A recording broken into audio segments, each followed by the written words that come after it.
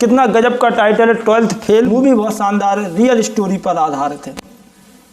चंबल का एक कोई गांव है छोटा सा, वहाँ से मनोज कुमार शर्मा बिलोंग करते हैं।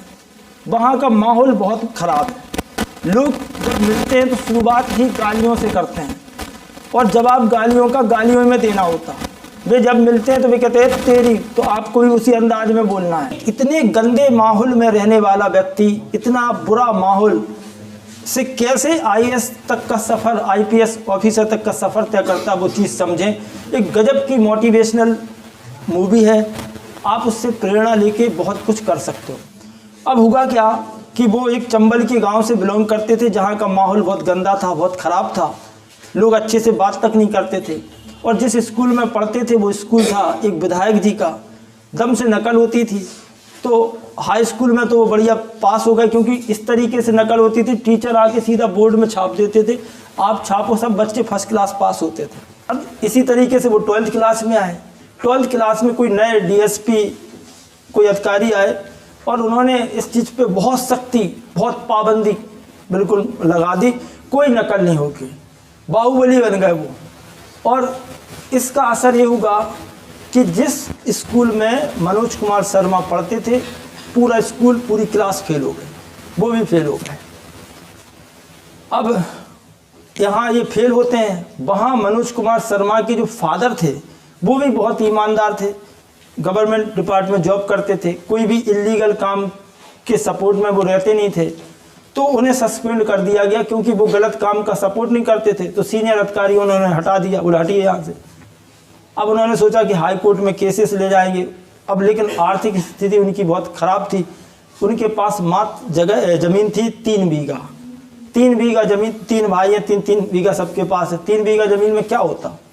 तो बड़ी दिक्कत हुई, उनकी आर्थिक स्थिति बिगड़ती चली गई, पैसे की दिक्कत आने लगी, पापा की भी जॉब चली गई। अब मनोज और उनका एक छोटा भाई, दोनों ने प्लान किया कि कैसे भी करके घर की आर्थिक स्थिति को सुधारा जाए। तो उन्होंने एक ऑटो टाइप की एक गाड़ी खरीदी, जुगाड़ जिसको बोलते हैं। उन्होंने उसे चलाना शुरू किया, थोड़ा बहुत पैसा आने लगा, घर की आर्थिक स्थिति सुधरने लगी, ट्रैक पर आने लगी। लेकिन ये बात वहाँ के जो विधायक जी थे, उनकी बसें चलती थी, उनको ये राज नहीं आई, पसंद नहीं आई। तो उन्होंने अपने 2-3 चीले चपाटे भेजे, उन्होंने अच्छे से पहले धुनाई की, उनकी पिटाई की, और जब भी नहीं माने तो गाड़ी को जब्त करवा दिया, पुलिस ने गाड़ी जब्त कर ली उनकी। अब व्यवस्था फिर खराब, खाने पीने की बड़ी दिक्कत, पैसे ही नहीं है। अब इसी दौरान क्या होता कि जो मनोज कुमार थे वो क्रिकेट में कमेंट्री अच्छे से करना आता था।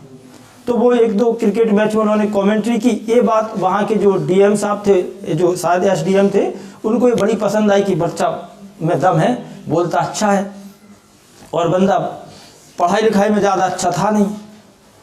तो घर वालों ने कहा कि आपको वो अधिकारी तो जानते ही हैं, एक काम करो, तुम थोड़ा सा कह दो तो टैक्सी जो है, जो ऑटो है वो छूट जाएगी। तो उसका मन तो नहीं होता, लेकिन वो जाता है। वहाँ वो जो एसडीएम साहब थे या जो भी पुलिस के अधिकारी थे, वो बहुत ईमानदार थे। तो उन्होंने भी यही बात कही कि बेटा मनोज, तुम में इतना टैलेंट है, तुम इतना अच्छा कर लेते हो, इतना अच्छा बोलते हो, क्या ये सब चीटिंग वीटिंग में लगे हो? इनसे ज़िंदगी में बहुत कुछ हासिल नहीं किया जा सकता।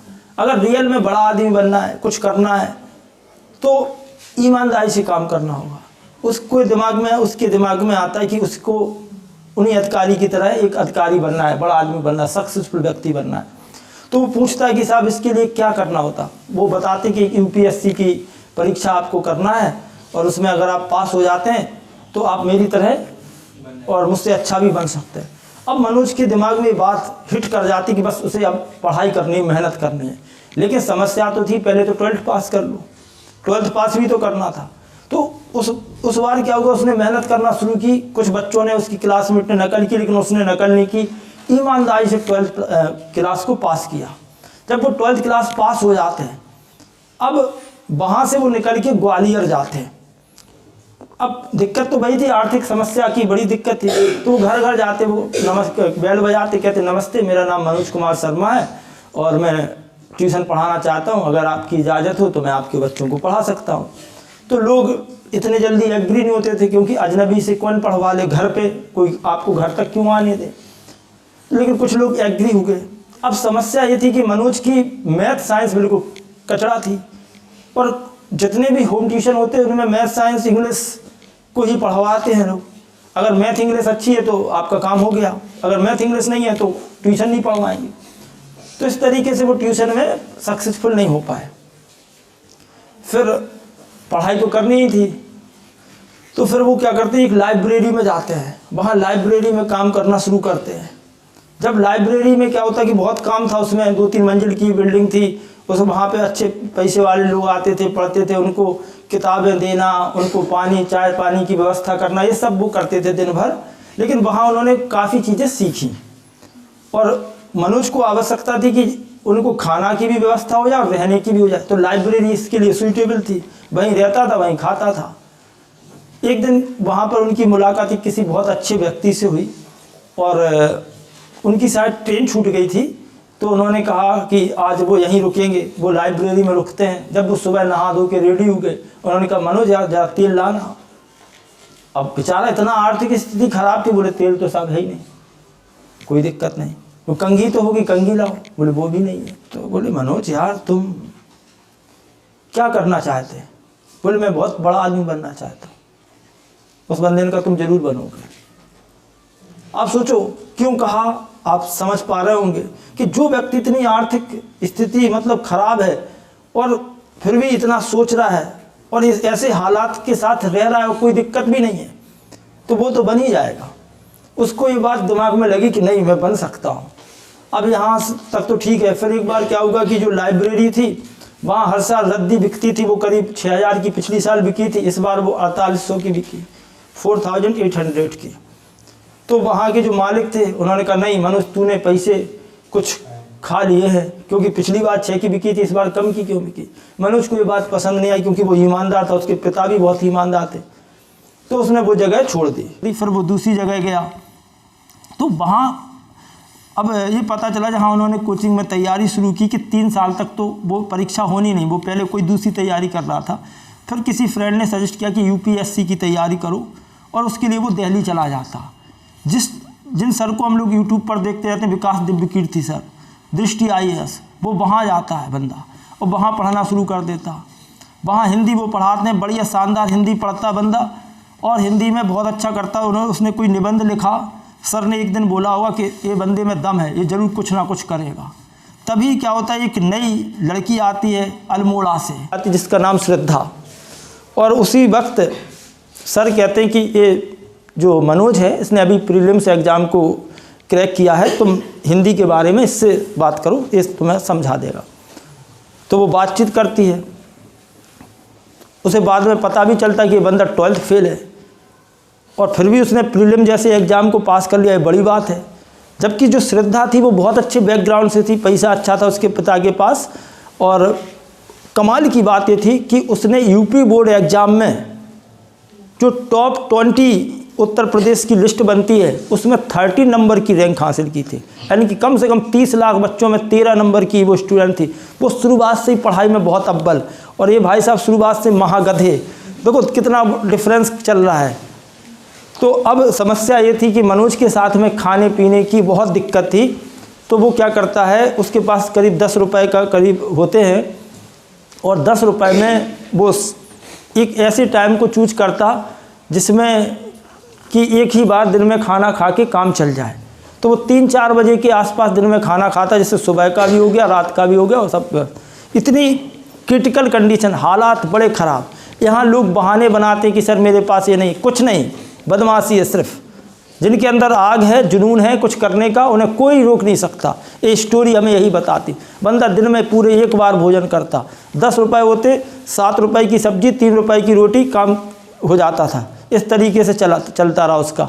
उनके एक मित्र थे अनुराग पाठक, वो बहुत अच्छे थे। अनुराग जी क्या करते थे, मतलब पूरा पैसा ऐसा सब कुछ उनके पास आता था, और वो अपना पर्स तक, वो बंदा खुद बताता है, वो दे देते थे उसको, और कि भाई तुम रखो। और अनुराग को अगर पैसे की आवश्यकता होती थी तो वो मनोज से मांगते थे कि यार तुम मुझे कुछ पैसे दे दो, मुझे चाउमीन या कुछ खाना है। मतलब ऐसे मित्र भी होते हैं। तो मित्र, मैं कहता हूँ ना, मित्र वही सच्चा मित्र कौन, जो खुद भी आगे बढ़े और दूसरों को भी आगे बढ़ाए। मेरी नज़र में वही सच्चा मित्र है। ये नहीं कि खुद बर्बाद हो रहा तुम्हें भी बर्बाद कर रहा और अपने आप को बड़ा दोस्त होने का दावा कर रहा। इसलिए बेवकूफ़ों से दूर रहिए। तो अनुराग का रोल उसमें बहुत बड़ा रहा, क्योंकि उसने बहुत सपोर्ट किया और कभी ऐसा एहसास नहीं होने दिया मनोज को कि वो उस पर कोई एहसान कर रहा हो। तो यहाँ तक बहुत अच्छा रहा, लेकिन फिर भी मनोज को भी कुछ करना पड़ता था। तो फिर उसने क्या किया, दिल्ली में मुखर्जी नगर में बड़े बड़े जो लोग थे उनके घर में नौकरी करना शुरू किया। उन्हें कुत्ते उनके टहलाने जाना होता था और 400 रुपये का मिलता था चार्ज उसका। तो वो रोज़ सुबह कुत्तों को टहलाने जाए। लाइब्रेरी छोड़ने के बाद उसने ये जॉब ज्वाइन की। 4-5 कुत्तों को टहलाया तो उसका बजट हो जाता था, काम चल जाता था पढ़ाई लिखाई का। इस तरीके से चलने लगी। ये बात श्रद्धा जी को पता चल जाती कि मनोज तो कुत्ता फिर टहलाता फिर रहा है, लेकिन वो उसे छोड़ती नहीं है और वो बातचीत उनकी होती रहती, पढ़ाई भी साथ साथ चलती रहती, ये सब होता रहा। फिर वो भी जॉब छूट जाती, फिर वो किसी चक्की में काम करता, जहाँ चक्की में वो आटा उसमें करता, पूरा भूत बन जाता। मतलब बहुत स्ट्रगल है और ये रियल है, सच घटना है, बहुत स्ट्रगल किया। अब कमाल की बात है, यूपीएससी एग्ज़ाम को पास करने के लिए जब प्रीलिम एग्ज़ाम होता है, एक कंपलसरी एग्ज़ाम होता है जिसमें इंग्लिश आती है। मनोज की इंग्लिश बहुत कचरा थी। वो एग्ज़ाम अगर आप पास नहीं करेंगे इंग्लिश का तो आपकी कॉपी चेक नहीं होगी। ये यूपीएससी का नियम है, वो बहुत कंपलसरी एग्ज़ाम है। अब इन्होंने जैसे तैसे करके तैयारी की तो विकास सर ने उनको टेररिज्म इन इंडिया, भारत में आतंकवाद, इसके बारे में निबंध अच्छे से समझा दिया, पढ़ा दिया। उसने बंदे ने रट लिया। और हर साल 12th क्लास में मैं टेररिज्म इन इंडिया को बहुत ज़बरदस्त पढ़ाता हूँ। ऐसे 2-3 ऐसे करप्शन इन मॉडर्न इंडिया जो मैं 12th क्लास में पढ़ाता हूँ।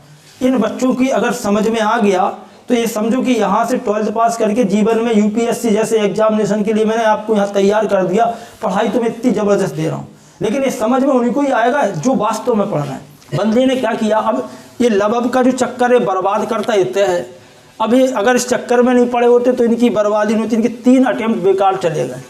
रुका क्या, मैंने जब एग्ज़ाम देना था बंदे को, इंग्लिश में ऐसे लिखने के लिए आया था टूरिज्म इन इंडिया और बंदे ने लिख दिया टेररिज्म इन इंडिया। अब आप सोचो, होश ही नहीं है, क्योंकि इंग्लिश पहले ही से वीक थी, दिमाग सही था नहीं, इसलिए 3rd अटेम्प्ट भी बेकार चला गया। फिर उसको समझाया गया, उसका दोस्त ने भी समझाया कि बेटा अपनी ज़िंदगी बर्बाद मत कर, पढ़ाई पे ध्यान दो, उसी से कल्याण होगा। तुम खुद भी बर्बाद हो रहा और ये अच्छी लड़की अच्छे से पढ़ती है, इसको भी तू ले डूबेगा।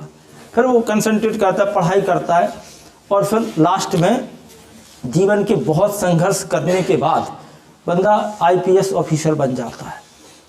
और जब बन गया तो माता पिता का तो सम्मान बढ़ा ही, पूरे गांव का, उस एरिया का, प्रदेश का, जिले का, सबका सम्मान बढ़ता है। नहीं सोचना, मेहनत करिए, ठीक है ना, मेहनत करनी है, आप कुछ भी कर सकते हो। आपके अंदर वो ताकत है, बस आपको ज़रूरत है बस काम करने की। तो आज से चेंजेस दिखे हमें, समझ रहे हैं ना। आज से बिल्कुल ठान लो, बैठना है, पढ़ना है, दिखा दो दुनिया को कि तुमसे बेहतर कोई नहीं है। लेकिन ये तब पॉसिबल है जब तुम उसके लिए मेहनत करोगे। तो भाई कमर दर्द हो रही, होने दो। जैसे तुम पढ़ोगे ना तो कभी कमर दर्द होगी, सिर दर्द होगा, चक्कर आएंगे, आन दो, कुछ फर्क नहीं पड़ रहा। आने लगे, थोड़ा रुक गए, थोड़ा 2-4 कदम घूम लिए और फिर डट गए मैदान में। मोर्चा संभालना है, अगर संभाल लिए तो तुम भी। वो श्रद्धा तो यूपी की टॉपर थी, हमने ज़्यादा नहीं, लेकिन हमने अपने झांसी डिस्ट्रिक्ट से टॉपर तो दिए ही हैं। ये बात आपके सामने भी है। तो आप कहीं कुछ नहीं कर सकते, टॉपर बनो। टॉपर बनने का फ़ायदा समझ तो, घर पे सील्डों की वो बौछार हो जाएगी, अखबार में नाम हो जाएगा।